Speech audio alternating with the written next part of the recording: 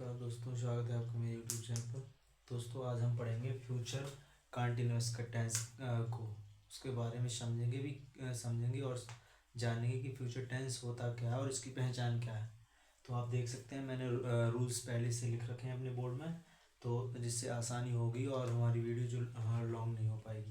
तो future continuous के बारे में आज हम पढ़ेंगे। तो पहचान आप देख सकते हैं मैंने पहले से सेटअप कर रखा है। तो आप देख सकते हैं पहचान क्या है। पहचान है कि इस प्रकार के वाक्यों के अंत में रहा होगा, रही होगी, रहे होंगे आदि शब्द आते हैं। उसके बाद अपनी जो नियम नंबर 1 है वो कहता है कि आई और वी के साथ सेल बी लगाते हैं तथा मुख्य क्रिया में आईएनजी जोड़ देते हैं, और मुख्य क्रिया में हम आईएनजी जोड़ देते हैं।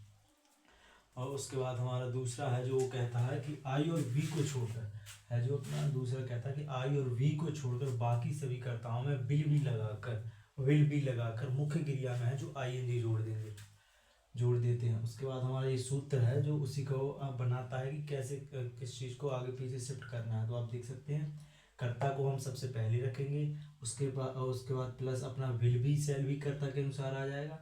उसके बाद मुख्य क्रिया में आईएनजी कर्म प्लस अन्य शब्द, ये ऐसे ही सेटअप होता है अपना टेंस का। उसके बाद आप देख सकते हैं निगेटिव नकारात्मक, ये कैसे उपयोग होता है। तो इसमें विल और सेल के बाद नॉट लगा देते हैं, कर्ता के अनुसार अपने विल और सेल को रख देते हैं। उसके बाद अपना नॉट आएगा, फिर बी आ जाएगा। उसके बाद आप देख सकते हैं इंट्रोगेटिव। एक इंट्रोगेटिव का भी होता है कि इंट्रोगेटिव प्रश्नवाचक है क्या। तो आप सब जानते होंगे कि प्रश्नवाचक दो प्रकार के होते हैं। एक होता है कि प्रश्नवाचक अपना वाक्य के सबसे पहले आता है, और एक होता है वाक्य के सबसे बीच में आता है। तो हम देखते हैं कि पहला हमारा नियम है जो वो क्या कहता है।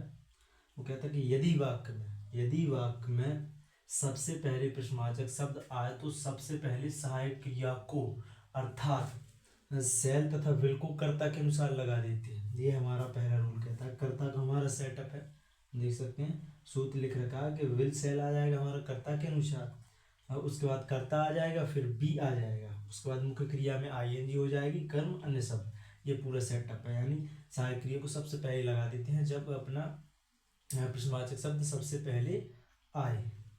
उसके बाद दूसरा हमारा क्या कहता है कि यदि वाक्य में प्रश्नवाचक शब्द वाक्य के बीच में आए। अब बात हो रही है कि वाक्य के बीच में प्रश्नवाचक शब्द आए तो सबसे पहले प्रश्नवाचक शब्द की अंग्रेजी बनाते हैं। ऐसे स्थान पर जब वाक्य में प्रश्नवाचक शब्द जब वो बीच में आए तो उस सबसे पहले हम प्रश्नवाचक शब्द की अंग्रेजी बनाते हैं। उसके बाद सूत्र देख सकते हैं आप, ऐसी सेटअप है कि प्रश्नवाचक शब्द पहले आ जाएगा। उसके बाद कर्ता और विल बी सेल भी, ये कर्ता के अनुसार आ जाएगा। अगर आई होगा और वी होगा तो सेल भी आएगा, नहीं तो विल भी आ जाएगा। उसके बाद मुख्य क्रिया में आईएनजी कर्म प्लस अन्य शब्द। तो ये आप दोस्तों देख सकते हैं, आपने ये पूरा देखा, ये नियम है। पूरे फ्यूचर कंटिन्यूअस टेंस इसी से बनेगा।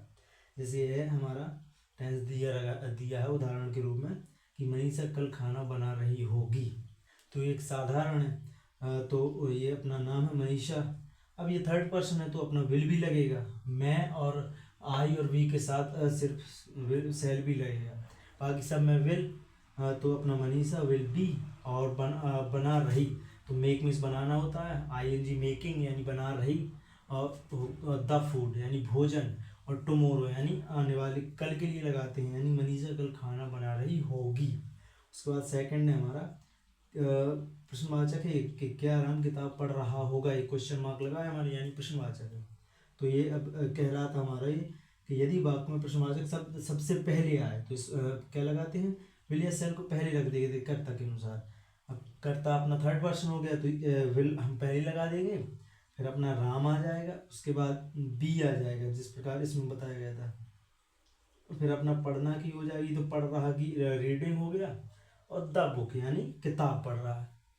तो ये दोस्तों आपने आई होप फ्यूचर कंटिन्यूअस के टेंस को अच्छे से ध्यान से समझा व देखा होगा। तो कृपया मैं आशा करता हूँ कि अपनी नोटबुक कॉपी में से जरूर उतारें और समझें, आपके आने वाले जो भी 10th और 12th में जरूर काम आएगा। चलिए मिलते हैं इसी के साथ नेक्स्ट वीडियो में, तब तक के लिए जय हिंद जय भारत।